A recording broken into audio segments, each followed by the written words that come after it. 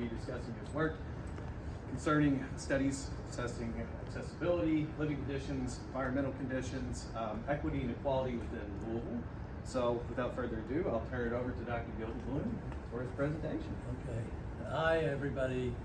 I'm taping this for my class, my online class, and so on, so I think that'll be really nice.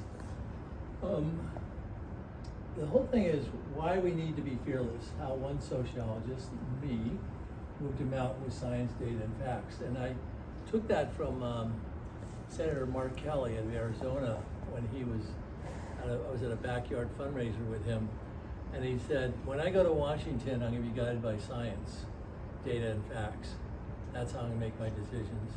And I love that whole line of thinking. And, but I wanna talk about how you don't have to be a PhD professor at a university.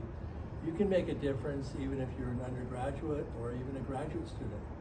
And I'm going to share with you my experience when I was an intern working for Governor Jerry Brown in California in 1976. And I just written an article in the local alternative newspaper and sent it up to them. I said, you got to do something about these landlord abuses. This is terrible. And so one of the things that happened in that was that he was intrigued. He liked thinkers, he liked brainy people. And he said, why don't you come up here for an internship? We got this bill to ban rent control and I've got to do a study on it. We'd like you to do it. Now you have to understand, I just graduated with a BA in sociology, just started my master's program, I've been doing it for 2 years. But one thing, that was one thing I wanted to get out to reach to the audience today, was the excitement about making a difference. And what Wesley Mears and I were talking about outside, that programs need to teach more quantitative methods, math, statistics, research methods, good sampling techniques, and so on. And I was all about that, you know. And I think part of it, I always say, I started that by looking at baseball box scores and basketball box scores. For me, statistics was a natural thing, and I always wondered, you know, like when I played on the Little League All-Star team, what were the odds that I would get a hit? It was about 40% at that time, you know? And so I always liked odds, I always liked that, and that's one of the reasons why I don't bet at the casino. So anyway, so I've got a whole lot of awards over the years. The most recent one was the American Sociological Association Lifetime Award for Urban and Public Affairs. And it was for my whole combination of my work. And that's what I'm going to talk about, the 5 things I had an impact on. And I got 2 awards from the University of Louisville for excellence in research and science. So one of the things I played with you is that you can make a difference with good methods and statistics. So I was asked recently, for this grant I was going, to write the 5 things, your biggest accomplishment. So as Patrick had mentioned, my work on rent control, my disability advocacy, funding for the Center for Sustainable Neighborhoods, getting anti-regulation proposals defeated, and 5, my research on pollution and environmental racism. So the first one was when I was up in Sacramento as a intern, lowly intern, and you are lowly, believe me. I mean, it's terrible, but I really got into it, and they were making an argument that rent control is a terrible thing. 98% of the economists say condemn it and so on, and I thought, well, they must have something, but I kept on doing the research there, and in America, it wasn't just that way.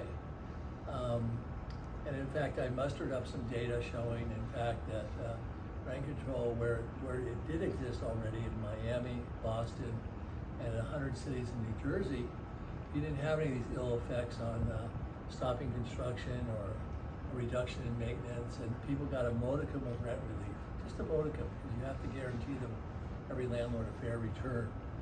And that's really how I started off. I started doing these critiques and then giving them to rent control groups. We got the legislation defeated, And then I immediately, let me go over here, started my, I collected all this stuff on rent control, and I put it together as a book. And that was pretty cool. It was self-published, and to this day, we can get up here for the camera here. To this day, it's pretty crude, but it had examples of rent control laws, arguments for it.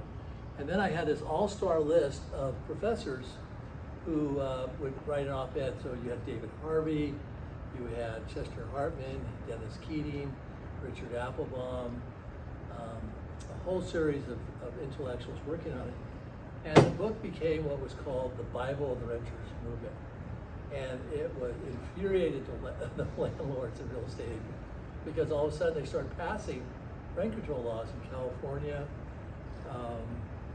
Los Angeles, Oakland, Berkeley, West Hollywood, Los Angeles. And I became kind of like a star. I'd go around and say, you know, you want to protect grandma and granddad or something like that, this is one way to go.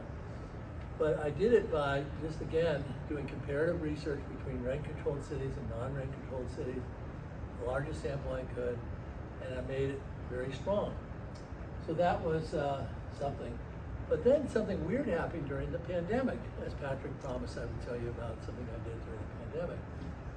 The CDC passed a rent freeze and a no eviction regulations, and they, guess what? They backed it up with my research, because I was the only one that was willing to go out there and try it out. And my research was basically 3 or 4 books, easily a dozen articles defending rent control and so on. Again, though, the rent control is very moderate. It only gives a modicum of relief. Sometimes it's $10, $20, $30 a month, but when you're poor, $20, $30 can be a lot. It also gives people a chance to stay in their place and not fear a huge, tremendous rent increase. Okay, next slide. The next thing I did was I got a job at the University of Houston. And I gotta tell you, I loved Houston. The pay was terrible, but there was just an opportunity of entrepreneurship. And I got approached by Republicans, and they said, can't we do something about housing for the elderly and the disabled and senior citizens and so on? And I go, let's do a study. Let's find out. Let's find out how the city that doesn't have zoning, right? That anything goes. You can put a glue factory across the street from a suburban house and so on, and all that stuff. And people were arguing that no zoning and no planning was a good idea. Well, we studied the needs, basically 2,000 people, of the elderly and disabled and poor people. If you're poor, a lot of times you're elderly. If you're poor, a lot of times you're disabled. And it was straight research. It wasn't politically biased or anything like that. They let me do my thing. We interviewed 2,000 people. It's a marvelous thing. And I can tell you, we went into ramps and rails and so on that people need, and showers, ramps to get into their houses, ramps to get into, if you want to curse me, anytime you go to a grocery store and you see like 5 or 6 empty spaces there for handicapped people, blame me, because I came up with a formula of 6 for every 100 spaces out there, 6% and so on. So basically, I was thrilled. I had a godfather that was in a wheelchair. I knew about his challenges and so on. And it was probably the easiest thing to pass ever in my life, which was the ADA. There's hardly any hearings about it. But the thing that we got the Republicans on board about is it's not only a humane thing to allow access, to allow a person to take create a shower where they can get in and out without having a stranger, soap them up and towel them up. And I would just, oh gosh, I wouldn't want that. And, but it was good for business. If you've ever been now, all of you fly now, you can see how many people with disabilities. There's 8 or 10 for every 170 people on a plane. And that's profit, that's profit if they're paying $300 for a round trip, and there's 7 people. Well, that's an easy $2,100 they've made, and so on. And it's just the right thing to do. So we got that passed, and I got a whole bounty of awards for that as well in Houston. But there came a time when they just weren't paying me enough. And so we got a call from the University of Louisville. They said, we're developing this great program in urban and public affairs. We want you to come up here and apply for the job. And I rode the horse of my rent control and the disability research, and I came up there. And well, WOLA, the president was really into, President Swain was really into urban and public affairs. He really wanted to build a program. And so he gave me an offer. He says, there's a $1.5 million grant, and it's not wired, you have to compete for it, but if you get it, I'll give you tenure. If you don't get it, I'm gonna fire your fucking ass, okay? So what do you think I did? I went for it. I thought, this is great. You have 70 people saying, yes, we wanna try this out. And I have to tell you, coming from California, and coming to whether it's Houston or Louisville, the poverty there was just scary and strange and odd. I don't know if it's a southern thing or whatever, but I went there and I talked to people, and we put together a proposal to create good housing, good jobs, good educational opportunities, of how you rebuild a neighborhood and so on. We went after it, and voila, we got the grant. Then immediately I was in the shooting gallery, you know, well, you should be doing this, you should be doing this. But we had some very talented graduate students who came to the program who wanted to do good, and they had design ability. And some were architects, some were engineers from the Army Corps of Engineers, and they were just as passionate as I am right now. Super passionate, okay. And that was really, really something. So we got together, and then HUD called and said, there's an eyesore in Russell that's all boarded up. We're going to knock it down. And I came in there, and this was it.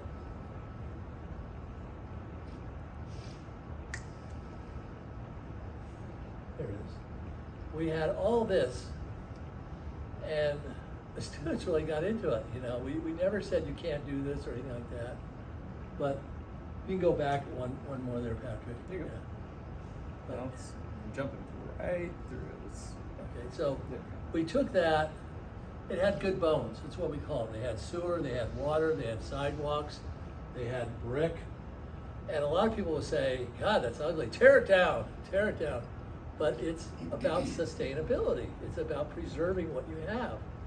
And so we went about doing that. And we got a developer to come in with $50 million. And we literally renovated. Here's our group of people. Go back to the group of people. This is Sam Watkins, who rewrote the rules about urban renewal and redevelopment. And this is one of my students. Legal affairs came in there. This is Marilyn Milconian, used to be a deputy director of HAND. That's another story about how we got her in. She now has, with this project, little anecdote here, she's built in 23 cities, 16,000 housing units, using this as a model in 23 different cities. So let's look at the model. And of course, a lot of it is just rebuilding, taking the plywood off, fixing it up, and so on. It's half the cost of building new, and you're not being wasteful. You're not throwing away the products, and that's a good sustainable practice. So they went from here to here, and now people have 2 homes rather than a place where people are doing drugs. And even this project, look at this, how beautiful this is. I'll let you look at that for 10 seconds. And there it is today. And the thing I liked about it was close to jobs. In fact, we did a study on it call Promise and Betrayal, the opportunities there. We found out that once people had decent housing, they did better in their education, more people got employed, people could walk to these corporate jobs like Humana and other Fortune 500 companies, because they pay good, $20, $25. They could really walk 4 blocks to get there. They didn't need their car or anything like that. And I think at the time, 60% didn't even own a car. They couldn't afford it, they're so poor. We used Jane Jacobs' idea of public-private and semi-public space, showing what we were doing there too. Okay. This one I love because it used to be a crack house, literally a crack house. They didn't even sell liquor there. It was horrible. It was a whorehouse, a crack house, you know, and I call it an AIDS distribution center, literally, you know, where people were just terrible. But we turned this into a family house. So a lot of the people that we had, including myself, went off into the private sector, and because they became good at doing affordable housing, Mark Wright was one of them. Myself, I did my own business outside of the of this whole neighborhood area.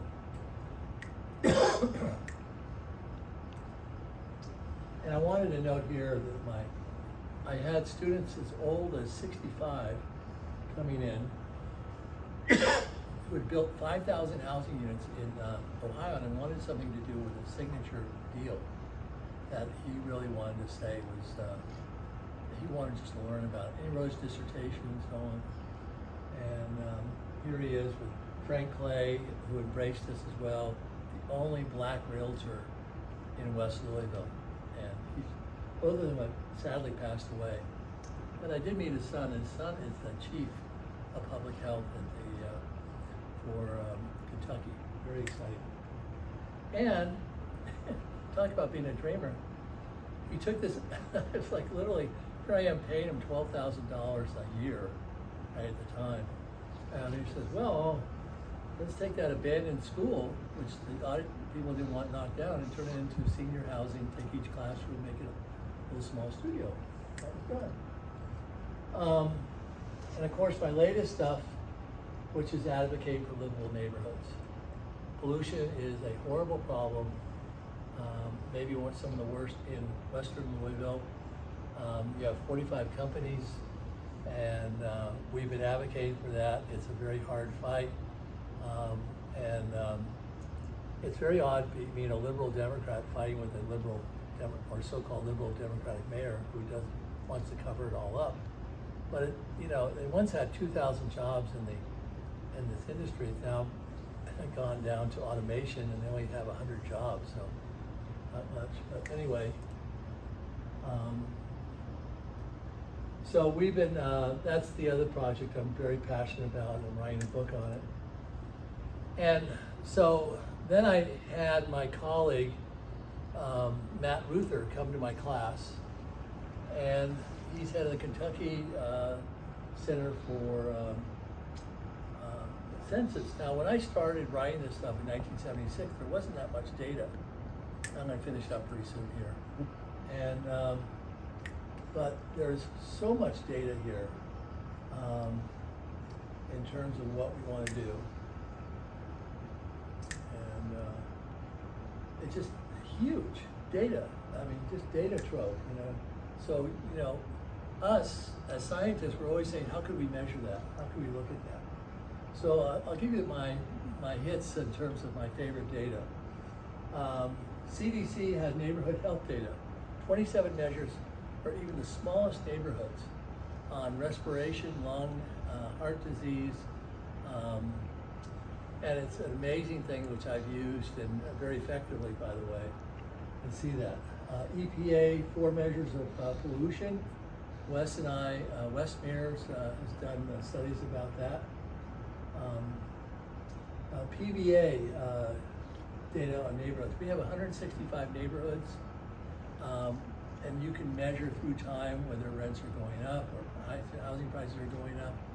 Look at the infrastructure. You can actually have counts about trees as well. You have traffic counts and accidents. You had walk score for neighborhoods and cities. Walk score, that's how Wes and I, from Augusta University, really took off. We did a study about neighborhoods and walkability and value of housing, and we also did nationally an article. It's coming out in JUA. It's really terrific stuff. Traffic counts and accidents, that's how we did our walkability studies and so on, that two-way streets are safer than one-way. Toxic waste data, there's actually toxic waste. Congress has passed out legislation saying that each company releasing toxins in the air must report how many pounds they release a year. It's called toxic waste inventory. And of course, Louisville is the king of pollution. About 45 companies there polluting and so forth.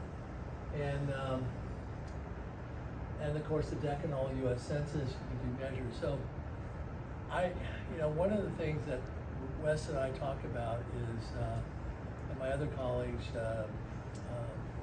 Justin, Dr. Joshua Ambrosius, Billy Riggs, Rob Mullins, is that they're all trained very hard on quantitative methods, research, data analysis, and so on. And I think our programs in public administration and planning would be much better if we emphasize those tricks. Well, here's the granddaddy of it all, and I'm going to finish it all up. You know you're doing something right when Dr. Martin Luther King III, the son of Martin Luther King, says, I want to come to Louisville, and he spent the whole day there. And then I spent the day there in Atlanta talking with him. And this is our whole group. LaGlenda Reed, she's still a high school teacher now and community advocate and so on, but these are the folks that we worked with.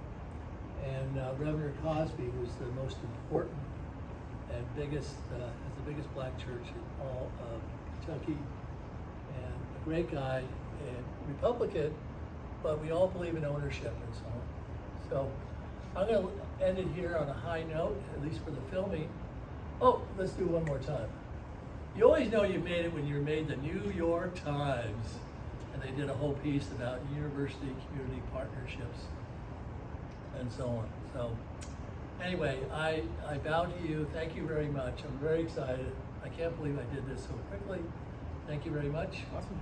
Peace, justice, love, hope. Really good times. And Patrick, thank you so much. You're a great colleague. Thank you, John. We appreciate it. Okay.